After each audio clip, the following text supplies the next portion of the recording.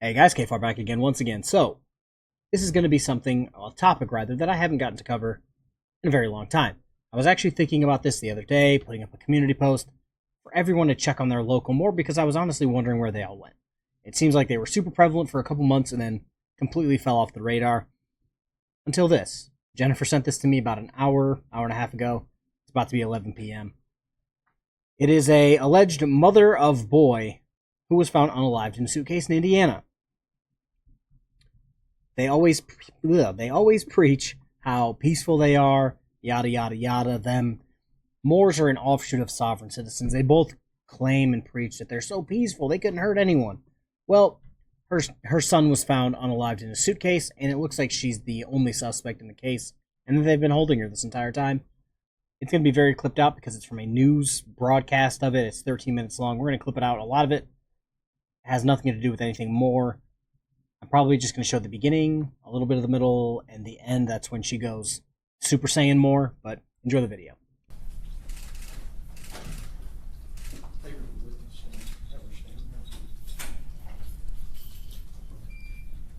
Clause number 88C01-2210F1833, State of Indiana versus Dijon Anderson. Ms. Anderson, for the record, would you state your full name, please? Yes, I am Princess Califia Hatan Tupape II, representing the entity Dijon Anderson. You're known as Dijon Anderson? I'm representing the entity as Dijon Anderson. Your date of birth? My date of birth is February 2nd, 1961. That would make you how old? That would make me 63 years old. And the last four digits, your social security number? I do not have a social security number. I have a declaration of nationality underneath the Washita Moors of the Indigenous People of the United Nations, Chapter 21593. What's your address? My address is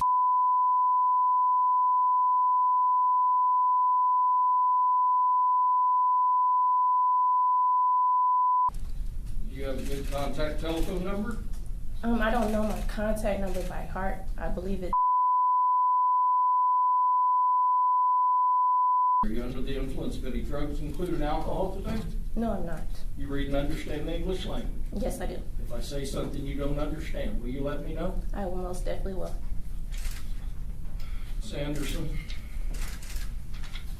Alright, so this is just going to be a how crazy are they? They're this crazy. So bear with me, this is also going to be a tough read as I'm about to have my 5th child. No parent should ever, under any circumstance, do this to a child. Mother says 5-year-old Atlanta boy found unalived in suitcase was possessed by demons per court documents.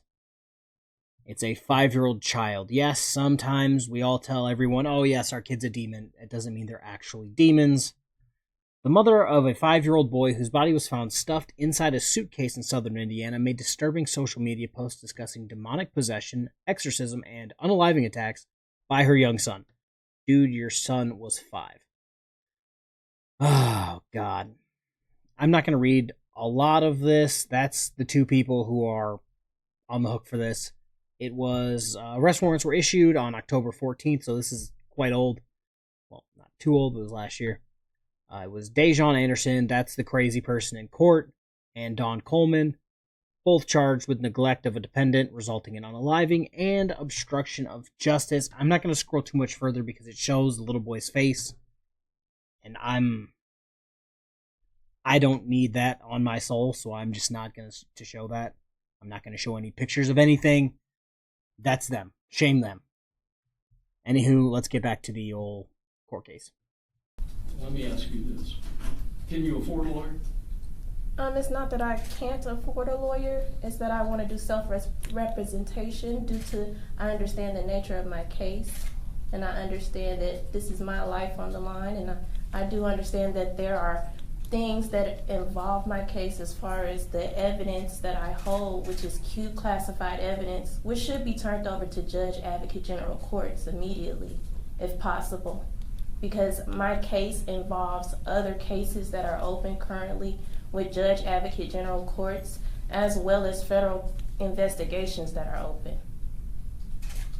Well, the Judge Advocate General approaches us, we'll address it at that point in time. Okay.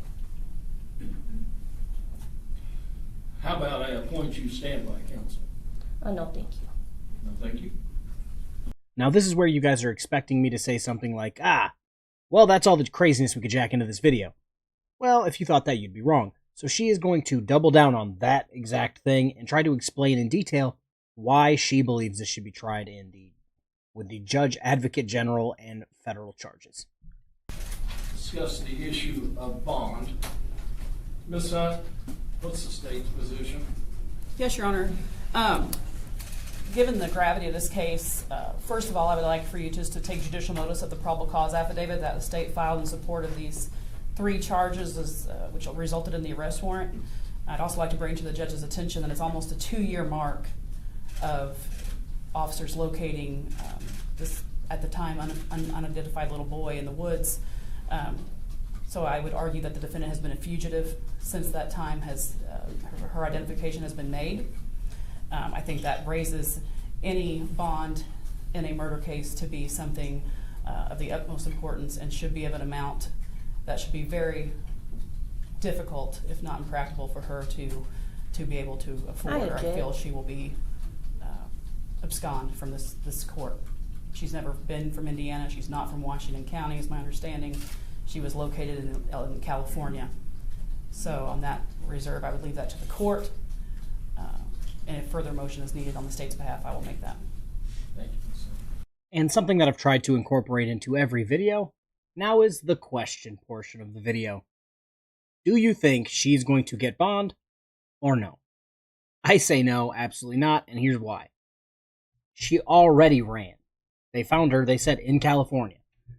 I hate to segue into Chile, but people keep asking me, is Chile going to get extradited to, Ohio, in Ironton? And I said, absolutely not. It's not worth it. Now, will California extradite somebody for unaliving someone? Absolutely. That is 1,000% worth it. I believe Chile's is trespassing, and actually unaliving someone. Let me get... kind of different. But yeah, I don't think she's going to get bond. Ms. Anderson, you just made an objection. Yes. State the basis of your objection. The basis of my objection is the fact that I am not a fugitive. I have been under NSA surveillance for the past 8 months. And how can that qualify me as a fugitive on the run when I've also had a detail from Space Force that was following my every move when I contacted the Indiana State to arrest me? That is not a valid legal objection. If you want to represent yourself, you're going to have to learn the rules of evidence and the rules of procedure, because if you conduct yourself like this and make these types of objections, you have no chance in the world, baby. I don't know why, but all the camera clicking, I don't know, it just made me feel old-timey. Anywho, so this is why she thought there were federal charges that needed to be taken care of. The Judge Advocate General needed to be involved with this, because apparently the NSA has been keeping a tail on her, and so is the Space Force. This is the first time I've heard the Space Force do anything. So right off the bat, I'm like, I don't believe you. So I don't see how she's going to somehow prove that the NSA was tailing her and Space Force had a tail on her. Also, if somebody else knows where you're at, but you're currently not responding to a warrant for unaliving your child and stuffing him in a suitcase, yes, you're still a fugitive. That's my argument, is that I have been under surveillance by NSA for over 8 months. I also have a detail that follows me everywhere I go from Space Force military. I also contacted Indiana State. I think it was a federal marshal that I called to have my location tracked to pick me up. So there's no type of extent of me running where I need this astronomical bond on my charges. Well, that's sort of interesting, because it's my understanding Officer Busick has been in touch with almost every one of those agencies, and they haven't been able to identify your location until recently. So I'm going to set your bond at no bond at this particular point in time. And if Space Force comes forward and tells me that they're willing to monitor you, we'll take up the issue of bond at a later time. Okay. She was held without bond. Shocker. So Space Force and the NSA have to bail her out, apparently. So I went to Fox 5, which I'm assuming is the Fox affiliate for that area of Indiana, and I typed in 5-year-old suitcase, and a bunch of articles came up. I'm going to go through just a few of the titles, and then we'll get to the article written about the bond. Now, I'm clearly on camera while reading these because there's several pictures of the little boy, and that shit sucks. I'm not going to lie, that shit kills me. Mother of 5-year-old Atlanta boy. Yeah, I already read that the first time. It says mother of boy in suitcase. Dejan Anderson arrested after 2 years on the run. So if NSA or Space Force was tailing her and they knew where she was at the entire time, I'm pretty sure it wouldn't have taken them 2 years to find her. Woman charged in unaliving of Atlanta boy found in suitcase seeks venue change for Indiana trial. That was May 21st of last year. The first one was October 27th of 2022. And then we have... Oh, snap. Well, I just found something interesting. If you guys remember, let me switch it to screen here. This is going to be a long one, so this portion is. The woman who was sentenced with her pled guilty and got 25 years because of this. But this other girl thinks this nonsense is somehow going to get her free, which is absolutely insane. So let's actually, let me go through here and make sure there's no pictures. Okay, I'm going to stop. All right, here. So, we've got mother of boy in suitcase, Dejan Anderson, to be held without bond. That's her. Yeah. This was actually her first appearance, which I find funny because there was articles going back to like 2022 and before that. She was arrested. Again, this took place in Indiana. She was found in Arcadia, California, just outside Los Angeles, which is a bit crazy. It says the NSA and Space Force are monitoring her. She made mention in open court about Space Force and the NSA classified evidence which needs to be handed over to the Judge Advocate General during her first appearance. Oh, God, and then that's the video we just watched. I find it wild that even this judge knows. He doesn't seem as not with it, but not as just absolutely burned out with this shit, so he's not snapping back like some of these other Michigan judges. But yeah, so she was held without bond. It is what it is, folks. That's the video. I wasn't going to make any videos because, well, I wasn't going to make any videos, but this came across. Like I said, Jennifer sent it to me. It's a Moor. I haven't seen a Moor in forever. It is what it is. Also, I'm not trying to be like Law Talk with Mike. This was just a shirt I was wearing and decided I'm not going to change. So here we are. Have a good rest of your day. Don't be this lady. I'll try to keep you updated in this. I believe they said her next court date was next month. I want to say on the 21st. Have a good rest of your night. Peace.